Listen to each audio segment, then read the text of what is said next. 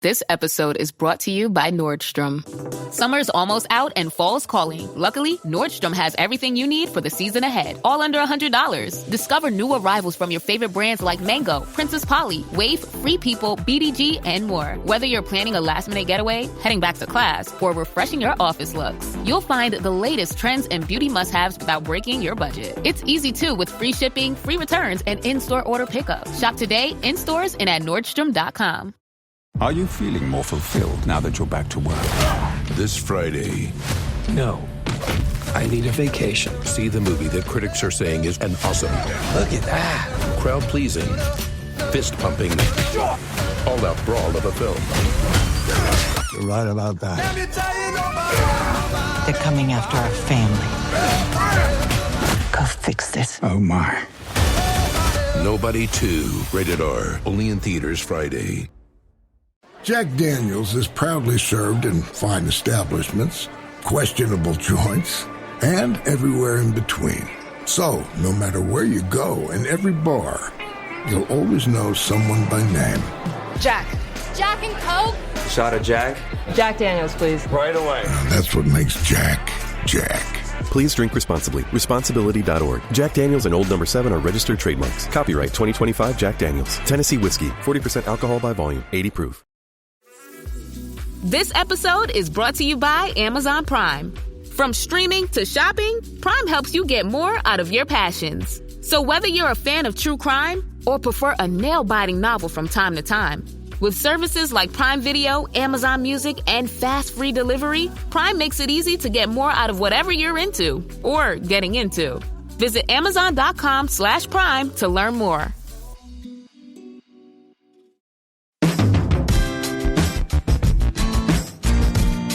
All right, so this is new. Sitting in here, I'm sitting with Jackson Koert, and this is the first one of these to be published. There's obviously more to come. Started with what happened at the PGA show at my cocktail party when I let you handle the mic. But we've had so much cool response to the tour coach, which blows my mind, that they've wanted more content and more podcasts. And so we're starting to have little tour coach minis that are going to come out 2 times a week, which are going to be little mini segments in which Jackson Koert or myself, I'm going to do some, but Jackson's going to do the majority of them, going to sit down with people in places or people at places and that he travels and he knows or that we are, and talk to him for 10, 12 minutes and kind of get a little, just a little mini lesson. So I'm on the first one, and we're going to, it's a little 10-minute or what did I call it this weekend? A potty. A potty. So first of all, thanks for doing this for us. Well, it's my pleasure. And it's going to be fun. We're going to have some cool things. I know coming down the pike, you've got a cool one with Mark Hackett, Dan Terlesky, Luke Guthrie, and I anticipate Coop making an appearance. And I'm sure you're going to get a bunch of players and some cool things. That you're at an awesome place at Atlantic Beach where you're going to have access to a lot of cool people. I would imagine a Wayne Flint and a Woody appearance will happen. But anyway, so, man, this is awesome. I'm pumped. Thanks. First of all, I appreciate the opportunity. And it has been really cool to see all the feedback of the tour coach and how it's evolved. Lots of good info, great people as well. And so if there is any feedback, I like constructive criticism. So anything we can do different or more of or less of as we go forward, I'm all in. Yeah, I agree with that. And I think one of the things is we start having people wanting more stuff, and you look at the people out there that do great podcasts. There's so many of them, right? And our goal is to be more consistent and have more stuff out there. I got a shout out to Clint Crouch, to our producer, who this was his idea, to be totally fair. But anyways, we're excited about it. Going to be some more stuff. We got to think before we get. Our sponsors have been great. Whether it's Schrick, you're obviously a big Shrixon guy like myself. Shrixon Cleveland Golf, Buick's been great to me. Vineyard Vines, Bushnell's still such a huge part of what we do. So we're going to have some fun with this. One of the cool things is going to let you run with it a little bit, and whoever the hell you want to put on, you put on, and I'll still be putting out. We're going to put out the big one on Mondays and then the minis on Wednesdays and Fridays. So be plenty of tour coaching. Yeah, it's an awesome branch to see from what you did years ago. When did you start the original Dew Sweepers radio show? Because that's really how this evolved. That's all how it started. So it was like 20 years ago, right? Okay. 20.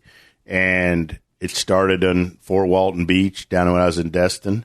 The guy that got me started it is in prison now. And the guy that owned that radio station should be in prison now. And, I mean, really.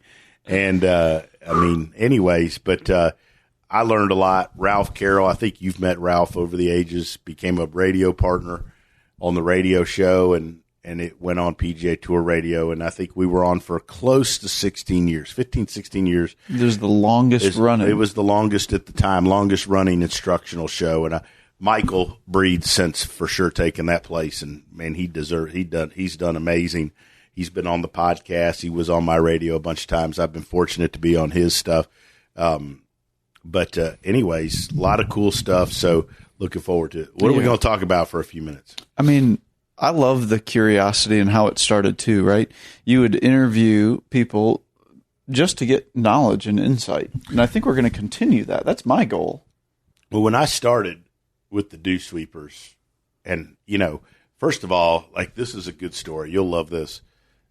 I was on Central Time Zone. Mark Wood was on Eastern Time Zone. So he had a radio show, and I think it was called, I don't know what it was, but whatever. It was like sporting news radio, something. Anyways, so on the way to the studio, I would listen to Woody's show. Okay. And I would just kind of regurgitate a lot of the shit I heard Woody say. I was brand new at it. And, so I'd never forget the first time we did the show, and it was live radio, and that thing goes on. And like, you'd think talking for 12, 14 minutes straight by yourself doesn't seem that big, but it's really intimidating once you get in there to do it. And Chip Holcomb was one of my first guests. Chip Holcomb at that time was single, and we gave away a date with Chip because he was a very he was a single guy, and somebody, we said we're gonna give it a third call. Third caller was a guy, and he took a wedge instead, and that's the happiest Chip's ever been to give away a 60-degree. And anyways, but like I had, obviously in the early days, Woody was on, Chip was on all the time, and that's how we started the Cleveland Golf at that time. Shrixon Cleveland Golf Tip of the Week. That started my relationship with Shrixon Golf and Cleveland Golf and Eddie Dry back then and the folks that you hear. So, we've stayed pretty loyal. I mean, we haven't changed. I mean, if you look at the thing, we haven't changed sponsorship. We probably could have made more money if we'd changed some sponsorships along the way. And, I mean, I don't mean that towards anybody we've got. I'm just saying, like, we kind of just never really chased that, mainly because it was just a mom and pop deal, right? Yeah. The loyalty's big across the board. Oh yeah. Look, I've got the best sponsors and the best companies to be with. Obviously Shrixon Cleveland Golf with Chip and Eddie, Mason, Noel, and Rodney, been phenomenal to me for all these years. And, Buick, Mitch McConnell in Mobile, and Flo, and the folks at Buick GMC have been such long-standing partners. And then you had Bushnell in there with Ryan Fisher and the folks, and and then you add Ian and the folks at Vineyard Vines, Amber Fulton. I mean, they take great care. I mean, I'd like to say they make me look good, but they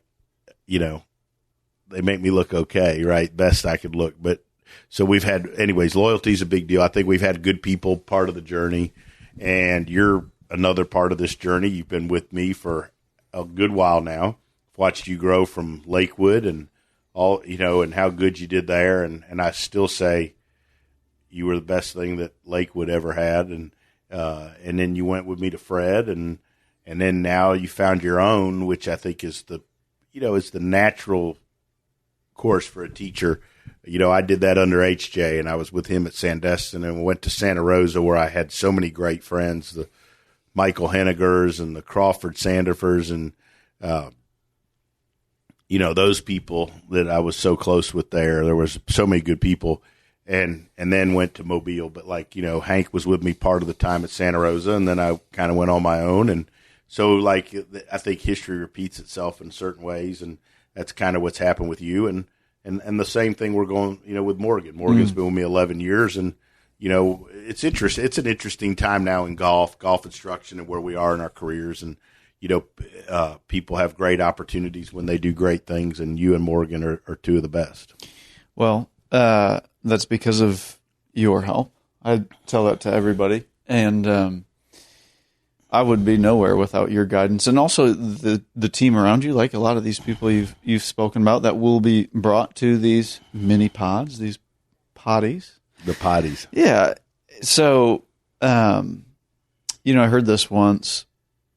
If you ever fail, you accept responsibility, and if you're given credit, you pass credit on to where it's due. And I would be nowhere without your mentorship and all of the time and effort you've poured into me. Even the darn 10-minute phone calls to and from work. I don't know how much. Well, I enjoy those. I appreciate those, and I learn a ton. Well, I learn more than you. I think we're always trying to learn. And, we've had fun. Oh, my gosh. A blast. And I got to say, this weekend, as you get older, and I'm sure other teachers that listen to this can identify, but, I'm sure Jim McLean and some of those guys can identify. But like this weekend, it was you and Morgan and I in the golf studio teaching full swing together.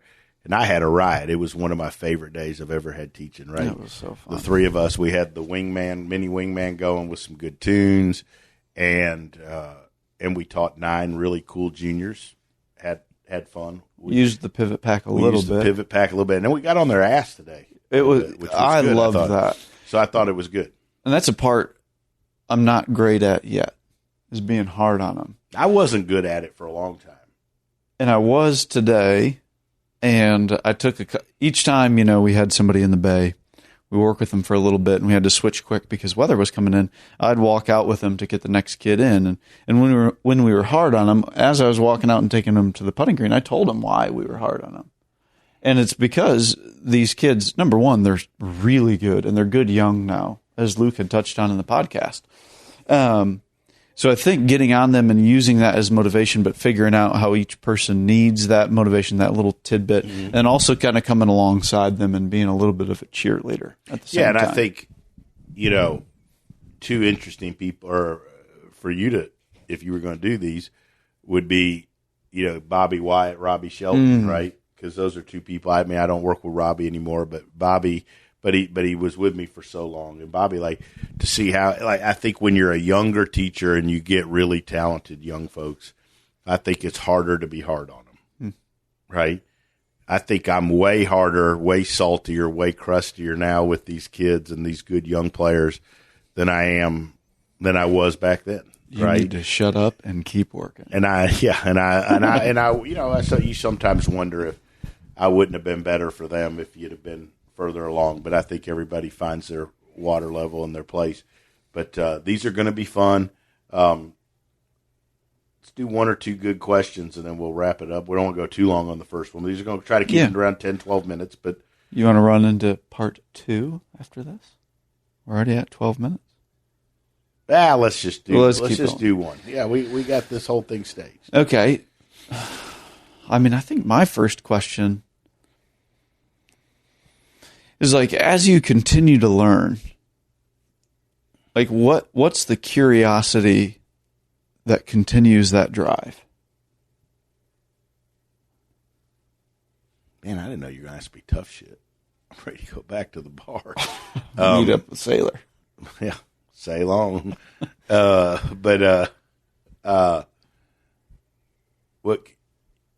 I don't know. I have this deep fear that I'm always not doing my best. Right? And I'm always worried that I'm always worried I'm not living up to what somebody wants or what somebody expects. I'm always afraid to disappoint people.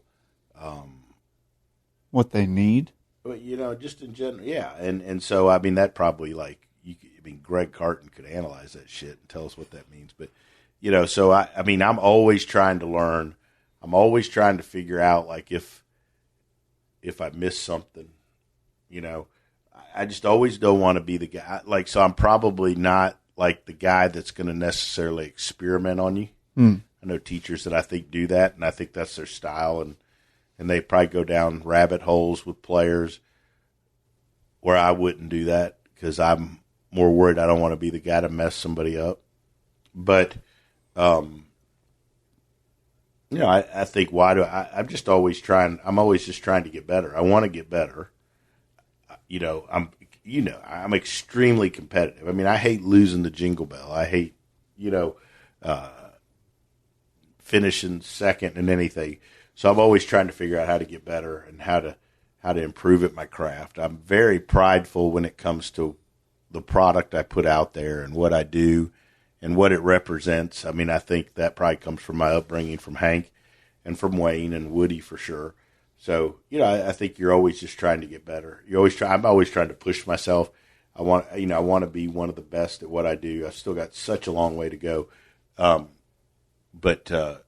think that's why I do it. I mean, I still got things I want to achieve. I mean, I know Hack and I talk sometimes about, you get to this stage of your career in your life. I'm only 52, but obviously you're not winding down, but you're certainly not still shooting way up. But, I still have a bunch of things I want to accomplish. I still want to see guys or girls win some things and, win majors or be, those types of things. And you still want,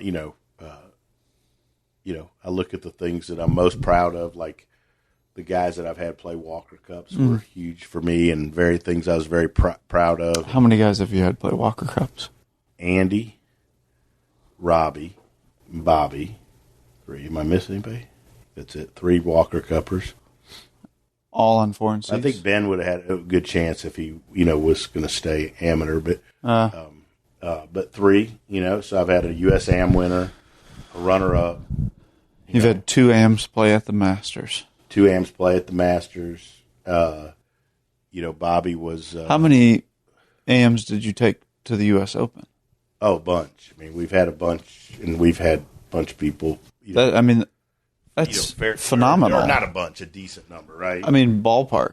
8? No, I don't know. I mean, we've, and a couple of them turned pro when they got there. Sure. Love and Smiley and stuff like that. So, yeah. Davis Riley was an AM, yeah. He stayed in. I mean, he went to Alabama after that. Such a good guy, such a good player. Yeah. I'm going to try to get him on my podcast soon. I love it. I'll have to buy him a beer. So, all right.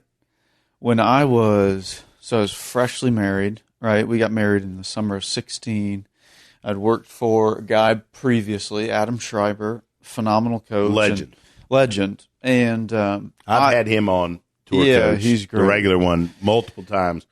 And we teach pretty similar in, I think, what we like. Agreed. Which I think is why I fit your model decently well starting off young. But, I was young and I didn't end that in a mature or professional way, which I take full responsibility for. But I remember, does that guy on TV not look like Shaheen Nakajami or whatever his name is? I don't even know. Does that guy not? He does. He does, actually. Okay. Sorry, we're watching something on CBS. Yeah. So I'll never forget, I was newly married, and I knew that if I wanted to take golf instruction seriously, I had to do it now, right? Because I had worked for a top 100 guy, tour coach, and if I wanted to go down that road, it was kind of now or never. And so I had written, while I was working at an awesome club up in Michigan, Muskegon Country Club, an old Donald Ross. Old, as Coop would say. I mean, why does nobody ever talk about those new Donald Rosses? And, I got to teach a bunch of lessons, but operations wasn't for me. So I knew that was my time. And so I wrote handwritten letters to, it was probably 8 to 10 coaches that I knew I would move for, because my wife, who's phenomenal, born and raised in Michigan, right, like was never leaving. Right. And you were one of those guys. And that was the same spring that Smiley was in the final group of the Masters. Yeah. Yep. And I remember so vividly sitting in the shop behind the desk, watching it on TV on Sunday in a position that I didn't really want to be in. Smiley be another great 10-minute guest for you. And I was like, man, like my opportunity is going out the window, because like I see Smiley up there and I know you're going to blow up from that. And I did more research and I found out like you taught Robbie, you taught Bobby, you taught Zach Suker, and you taught Smiley Kaufman, basically 4 guys from one country club essentially that had made it to the PJ Tour. That is not a coincidence. And I was like, something's going on down there, and I don't care what the opportunity is. I want to take it so I can learn and figure out what the heck is going on, because it's good, right? Like the proof is in the pudding there. And I was so thankful to get that call, and it was a tough move, right? You got to give a shout out to Meg. She got the letter. Did she? So we're still in that little office in the back office at the Country Club of Mobile. And, yeah, I mean, look, we were growing. We were super fortunate to have great talent and great players, right? And I owe a huge part, an enormous part of my growth and my success as a teacher to Bobby Wyatt, right? I think we kind of not grew up in golf, but like my success in the early parts, obviously, later is different, but was because of some of the stuff that he did. And like, he was a phenomenal player, and he's still a great, great friend, right? I still think of him like he's my own kid. Sent you some videos today. Yeah. And, his daughter doing. By the way, he has a pivot pack. And, but anyway, so I think, but like I've been lucky, had a bunch of great, going back to the radio show, I did the radio show, and I always looked at it as an opportunity to sit down with, at that time, it was we had 4 segments, but 3 segments were instructional, 3 guests that were way further advanced than me and that I could learn something from and I could build relationships with, right? And I look at the people I had the chance over the time to, obviously there was a huge period of time where Hank had his own segment on the Tee with Hank Johnson for whatever years. But, you had the Jim McClain. Jim was always gracious with his time and came on a pretty fair amount, Chuck Cook had made, Tom Ness, and you had all these great teachers, and even, Tom Patry back in the day. And, I'm just I'm randomly pulling stuff out of my ass here, but like all the guests, I mean, a lot of the great teachers in the game of golf, Hank Haney came on once or twice. We had some great players. Ben Crenshaw, who was my, childhood idol, came on, and then awesome. A little bit of time I was around Tom Kite, he came on, and so we, it was just huge for me to learn. So,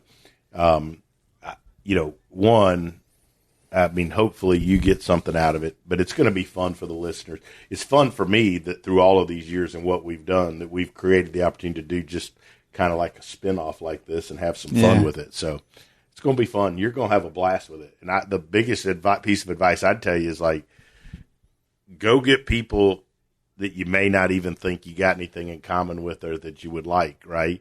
And see if you could find some common ground and see if you can, and just sit there and listen to them talk. Because there's been people I've asked to be on the show that going into the studio, it's like, right? And, and then you leave there and you're like, man, that guy's pretty good, or that girl's pretty good. It was different. So, I've always kind of taken that approach. You've been around me. Like, I mean, obviously I'm critical of things and I can be sarcastic, whatever. But I think I go into things with a fairly open mind, let people do their thing, and not everybody's got to agree on it. And that's kind of always been my thing too, like with this teaching and everybody gets into arguing and so forth. We don't all have to agree on things. And like sometimes there's things that people aren't right or wrong. They just have difference of opinions and different ways of doing things. And I think we need to get back to that in golf. Like, I get the science stuff, but we don't, if people are getting better and you're doing a good job, your shit's okay, right? It doesn't matter how you measure it. And I think, why measure when you can guess? Heard that. Jackson, good luck with this. We're going to have some fun. That's going to be a riot.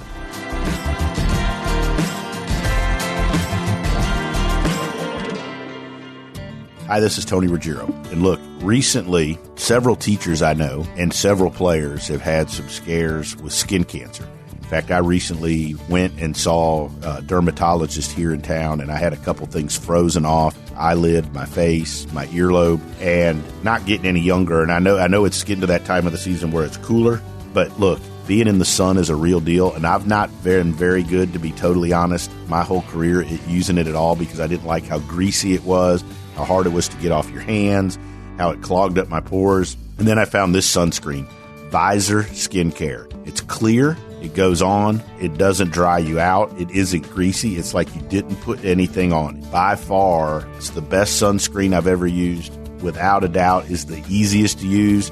And we've got a discount code for all of you. All you have to do is go to visorskincare.com, is use our code word DewSweeper. visorskincare.com, code word DewSweeper.